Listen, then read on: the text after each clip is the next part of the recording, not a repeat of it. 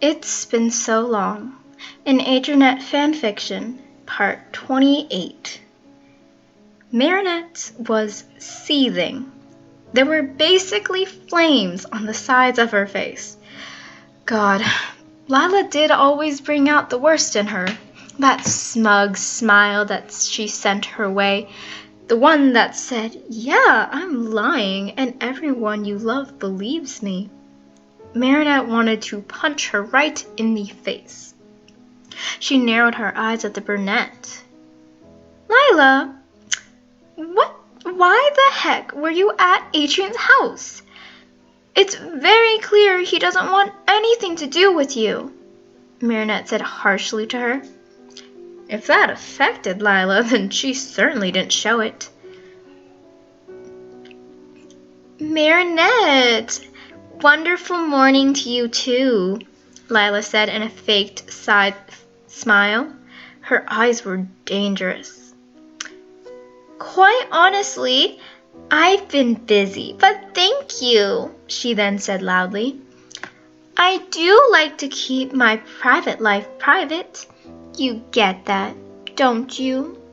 Lila lowered her head and began to speak in a barely audible tone. "It's annoying when random little mice just try and creep into it." Marinette nearly snarled at her. How did no one else realize Lila acted like this? How was it just her? "Lila, Mary, are you guys still not getting along?" Alia said, coming up on Lila's side. Marinette's nostril flared. "No, and I think I'd really rather not," she said shortly before walking away quickly. She could feel Alia's disappointed gaze on her back, and honestly, she was far too angry to care. Every little thing just baits me, and no one else even realizes it. I mean, how don't they? It's so obvious." The black-haired girl was ranting in a secluded part of the courtyard.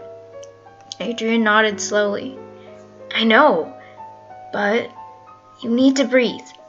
I don't think anyone else has really seen Lila the way we have. They see her when she's being all nice, and we're the only ones who can hear the underhanded comments. If you keep going up to her and keep getting mad before she can show her true colors, everyone's gonna think you're the bad guy," Adrian explained gently. Marinette gave him a horrified expression. "But no, I'm not. No, I'm not. I'm not, though," she sputtered. Adrian nodded and smiled sympathetically. "I know. We know that, but not everyone else does. Sometimes it's better to let things be rather than intervening. If people had more time with Lila without an interruption or external reason to protect her, they may start to see her for her true self, by themselves." Adrian wrapped his arms around Marinette, hugging her as she tried to just compute everything. I can't just stand there and watch Lila lie," she objected. Adrian nodded. "It's hard, I know it is. Especially since you want to do good and make sure everyone's honest and never being used as a means to someone else's ends. But sometimes trying to fix things can mess up the situation even more." Marinette gave small grumbles into Adrian's chest, but didn't really say anything else. Admittedly, being hugged so tightly by him was really making her woozy and red-faced. Unlike before, she was now speaking coherently to him. It was a nice change, honestly, being able to talk to him with the words that she actually meant to use. God, she was a mess before. Not that she wasn't still one currently. Either way, it was comforting to have Adrian to talk to her and calm her down.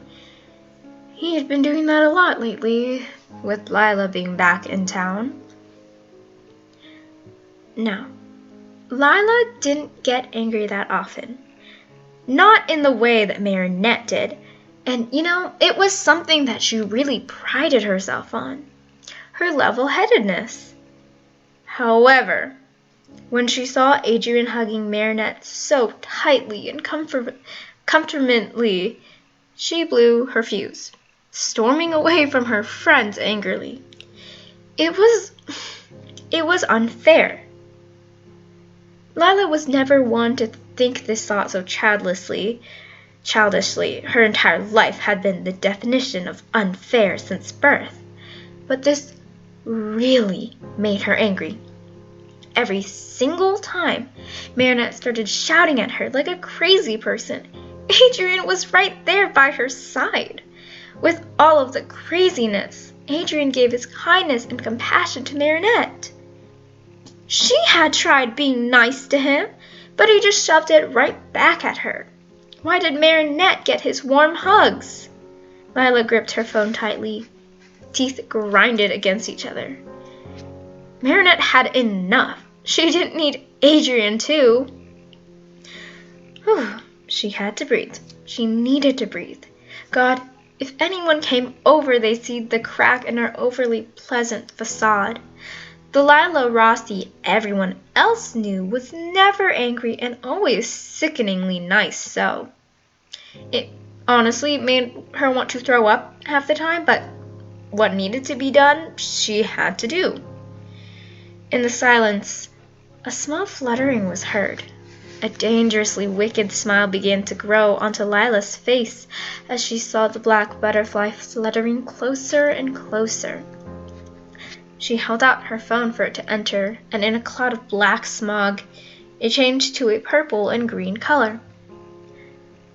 Lila Rossi. Okay. Yeah, sure. I'm on board. Go ahead. Good. You are now Gossip. With the power of turning anything on social media into the truth. Okay, that's kind of ironic, isn't it? Okay, whatever. I'm down. Do not fail me. I know. Chill. You're fine. Calm yourself. She looked down at herself. She still looked like Lila. The only difference really was that she now had a newly colored and powerful phone. With a smirk, she headed back towards the crowds of people. Class was about to begin. And so was the fun. Quite honestly, there was a very off feeling in the air when Marinette stepped into the room. She didn't know why, but there was. Class started and went on as normal. Marinette switched between being rather attentive and doodling in her notes. The worst time for inspiration to strike was while she was in class. Teachers frowned deeply at her when she pulled out the sketchbook or even a notepad for, obvious reasons. And with the on-edge feeling, it seemed like disaster was about to strike. And unfortunately, her gut instincts weren't wrong. There was a knock on the door. The vice principal was standing curtly and scanning over the room. Marinette, they said stiffly. She could hear some of the more immature boys oohing in the back of the class, but paid them no mind. Please gather your belongings and come with me. Marinette nodded and did as she was told. But there was that bad feeling in her stomach, and it wasn't really being helped by Lila's smirk that was being sent her way. If it weren't for the vice principal gripping her shoulders tightly, Marinette may have snarled at Lila. What's going on? She asked when she realized that she was being led to the principal's. She got no response. When Marinette entered the office, there were her parents. Why weren't they at the bakery? And why did they have the most angry looks on their faces? What happened? Mama? Papa? She said. Her face was clearly confused. You get home right this instant, young lady, her mother scolded her. Marinette stepped back. That was so out of character for her normally soft-spoken mother. She'd never heard her mother raise her voice more than 5 times in her entire life. "Listen to your mother," her father said harshly. Also very out of character. They grabbed her by the shoulders and marched out to the car, not even thinking to explain to her what the heck was going on. "Mama, Papa, what happened? What's going on? What did I do?" she asked as they sergeanted her. Her father scowled at her. Okay, that really didn't look right on his face. "Don't play dumb," he snapped.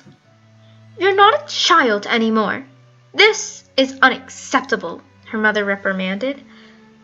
What were they talking about? What was unacceptable? Marinette was so confused. Had she missed too many classes again?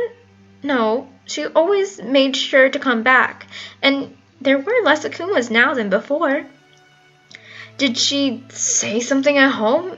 No, then they would have punished her at home, not calling her in from school. Marinette looked around at her friends milling in the courtyard.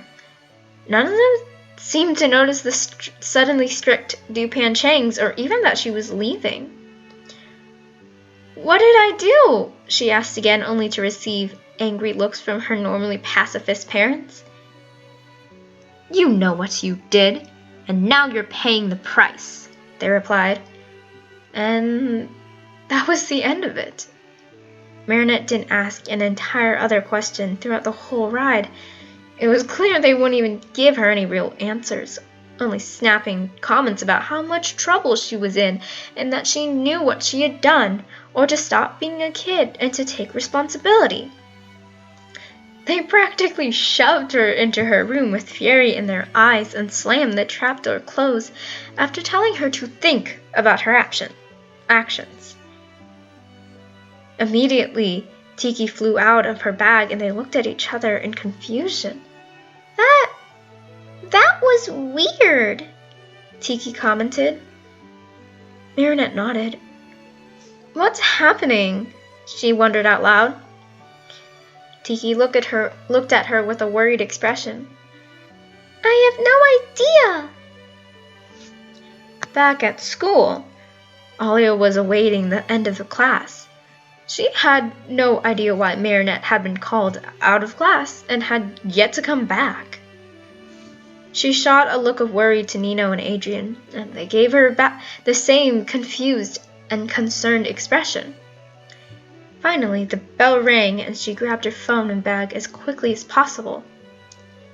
Did she have somewhere to go? Like home or something? Nino asked when they all came close enough. Alia threw her arms up.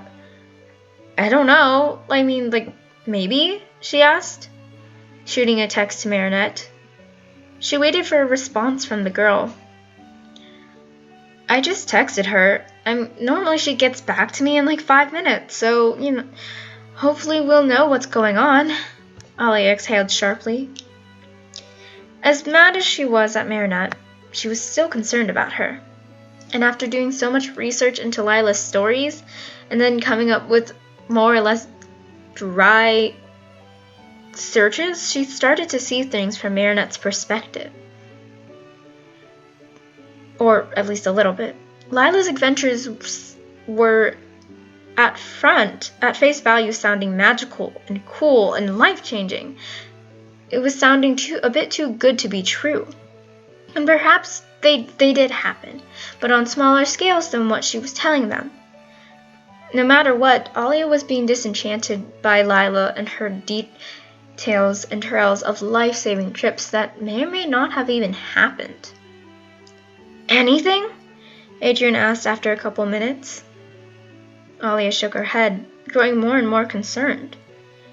It was so unlike Marinette to not respond. They even had special ringtones for each other so they knew exactly who it was and could answer as soon as possible. I hope she's not still mad at me," Alia muttered to herself. Perhaps she had to go apologize for taking Lila's side. Clearly, she didn't know anything. She hasn't even read the text yet, Alia grumbled, putting it back in her pocket. She leaned onto Nino's shoulders, and he put his arm around her reassuringly. Ping! Finally, a text back! Alia quickly pulled out her phone to see Marinette's response, only to be severely confused and disappointed. Hi, Alia. We appreciate your care, but Marinette is grounded. What the heck? Marinette was grounded? For what? Alia, Nino, and Adrien shared a worried look again. She texted back what happened, only to be left unread. Wow. Left unread by your friend's parents, Nino snickered. Alia flicked his cap teasingly. Shut up, she said with a smile, but the light-hearted aura faded quickly. What had happened for Marinette, of all people, to be grounded? And why was it so bad she had gotten her phone taken away? Tom and Sabine was never the type to limit Marinette's resources.